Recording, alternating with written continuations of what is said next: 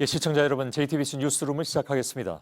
일본 초계기가 우리 해군 함정을 상대로 또다시 저공 위협 비행을 했습니다. 비정상적이고 의도적인 위협 비행이라는 것이 전문가들의 분석입니다. 국방부는 명백한 도발 행위로 규정했습니다. 최근 엿새 사이에 이러한 위협 비행이 2차례나 더 있었다는 사실도 추가로 밝혔습니다. 국방부에 나가 있는 취재 기자부터 연결하겠습니다. 김태형 기자, 우리 군은 일본 초계기가 근접 위협 비행을 했다고 표현을 했는데 구체적으로 몇 미터까지 접근을 한 겁니까? 네, 우리 대조영 함과의 거리는 540m, 고도는 60에서 70m입니다. 그렇다면 지난달 20일보다 더 가까워진 겁니까? 그렇습니다. 이 거리는 비슷한데 고도는 지난달 150m에 비해서 절반 이하로 줄었습니다. 비정상적인 비행이라는 게 군의 설명입니다. 그렇군요. 제주 이어도 해상 정확히 어디쯤입니까? 네, 이번엔 제주도 남서쪽 이어도에서 다시 남서쪽으로 131km 떨어진 지점입니다. 예. 비정상적인 위협 비행이냐 아니냐를 판단하려면 초계기의 비행 패턴을 살펴보는 것이 중요한 부분이겠죠. 그렇습니다. 일본 초계기가 가장 접근해왔던 오후 2시쯤 상황을 설명을 드리자면요. 당시 일본 초계기는 우리 함정 뒤쪽으로 접근을 해오다 우측으로 돌아 들어갔고 크게 원을 그리면서 비행을 했습니다. 당시 이때 가장 가까이 접근했던 고도가 60에서 70m라는 겁니다. 고도가요. 그러니까 거리는 540m로 지금 화면에 나와 있고 우리 군은 어떻게 대응을 했습니까? 그렇습니다. 일단 증거로 남기기 위해서 동영상 촬영을 했고요. 또 이 과정에서 일본 초계기를 상대로 경고 통신을 20여 차례 보냈습니다. 우리 쪽으로 접근하고 있으니 경로를 바꿔라. 그리고 더 이상 접근하면 자위권적인 조치를 취하겠다는 내용이었습니다. 예. 그러면 그때 일본 초계기는 어떻게 반응을 했습니까? 당시 일본 측은 아무런 반응을 보이지 않았습니다. 우리가 통신을 보내도 일본 초계기는 계속해서 우리 함정의 주변을 맴돌았고요. 우리 측에서 한일 직통망을 통해서 재차 항의를 하자 그제서야 우방국이며 식별할 수 있는 항공기에 대해 자위권적인 조치를 취한다는 건 부적절하다. 철회를 요구한다란 답변만 돌아왔습니다. 예. 근데 오늘이 두 번째가 아니라 네 번째라면서요? 그렇습니다. 지난 18일과 22일 두 차례에 걸쳐 비슷한 일이 있었습니다. 18일 오전 11시 40분쯤 울산 동남쪽, 그리고 22일 오후 2시 20분쯤 제주 동남쪽 95km 지점에서 발생을 했습니다. 오늘까지 포함하면 모두 4차례입니다. 예. 근데 당시에도 근접 위협 비행이었다면 얼마나 가까이 왔던 건가요? 둘 다 거리는 1.8km, 3.6km로 오늘에 비해서 멉니다. 하지만 이 고도가 문제인데요. 특히 22일의 경우 30에서 40m 위에까지 접근을 했는데 군 관계자는 거리는 있지만 고도가 낮은 건 당시 일본 초계기가 우리 함정을 좀 더 자세히 보기 위한 정찰로 볼 수 있다고 설명했습니다. 예. 자, 이건 뭐 누가 봐도 도발로 보일 가능성이 큰데 국방부는 향후에 이런 상황이 또 발생할 경우에 강력하게 대응하겠다고 했습니다. 어떤 조치가 가능한 건가요? 그렇습니다. 국방부가 명백한 도발로 규정한 이상 지금까지의 대응 수위보다는 더 높아질 걸로 보입니다. 대응 행동 수칙에 따라 그러니까 경고 통신뿐만 아니라 경고 사격 등도 포함된 걸로 이 군 관계자는 설명했습니다. 예. 자, 한일 외교장관이 오늘 스위스에서 만났는데 혹시 여기서 이런 얘기가 나왔습니까? 네, 이 강경화 장관은 매우 유감스럽고 우려스럽다라고 말했습니다. 외교당국 간 절제되고 사력 있게 문제를 관리하면서 양국 관계를 지속적으로 발전시켜 나가야 한다고 강조했습니다. 예, 알겠습니다. 일단 뭐 원론적인 입장이었던 것 같습니다. 국방부의 김태형 기자가 전해드렸습니다. 자, 그렇다면 일본 쪽을 좀 연결해서 그쪽 반응을 좀 알아봐야 되겠죠. 윤서령 도쿄특파원이 지금 연결되어 있습니다. 공식적으로 혹시 일본 정부에서 입장을 내놓은 게 있습니까? 네, 이와야 다케시 일본 방위상이 조금 전에 입장을 내놨습니다. 보도 내용을 봤다. 한국 측에서 60, 70m 고도로 비행했다고 하는데 정확하지 않다고 했습니다. 그러면서 정확한 기록을 내가 갖고 있는데 고도 150m 이상으로 국제 법규에 따라서 적절하게 운영한 것으로 알고 있다. 이렇게 말했습니다. 예. 이게 6, 70m하고 150m면 거의 2배 차이입니다. 완전히 다른 입장인데 일본의 의도는 뭐라고 봐야 될까요?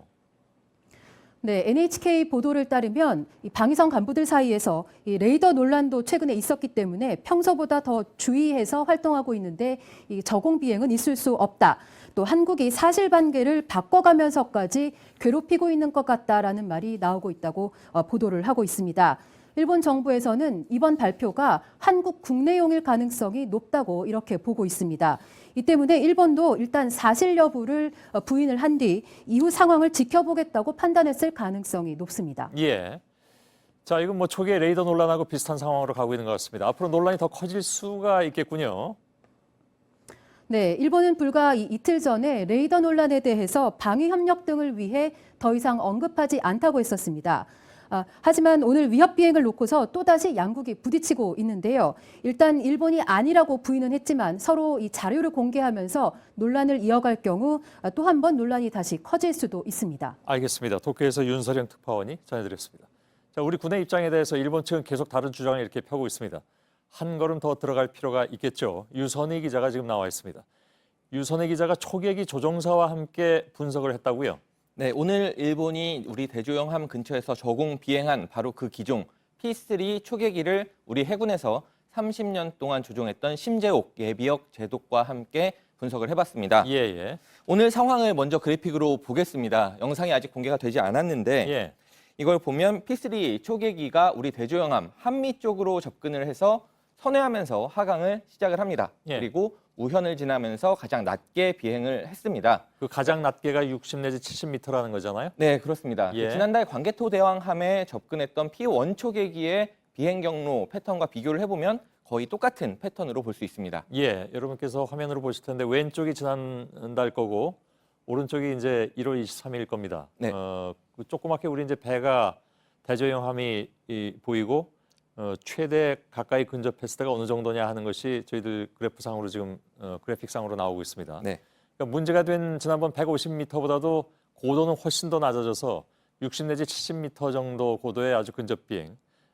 이거는 보통 그 공군에서는 공군 장교 출신이잖아요. 이런 상황을 어떻게 봅니까?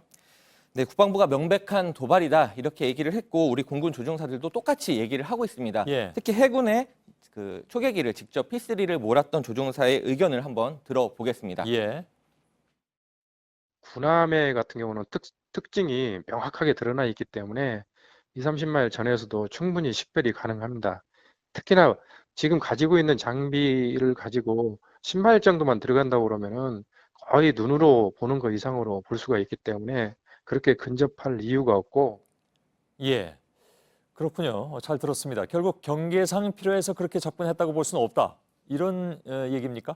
네, 그렇습니다. 최근에 일본의 움직임을 한번 정리해서 보겠습니다. 예. 지난달 20일에 동해상 광개토대왕함 근접 비행, 그러니까 레이더 논란을 시작으로 해서 지난달 18일에 울산 동남쪽 바다, 그리고 어제 제주 동남쪽 해상, 오늘 대조영함까지 해서 한 달 사이에 4차례 근접 비행을 했습니다. 이게 순서상으로 보면 동쪽에서 점차 이렇게 남서쪽으로 움직이는 그런 상황을 보여주고 있고요. 그렇습니다. 위치상으로 보면 네.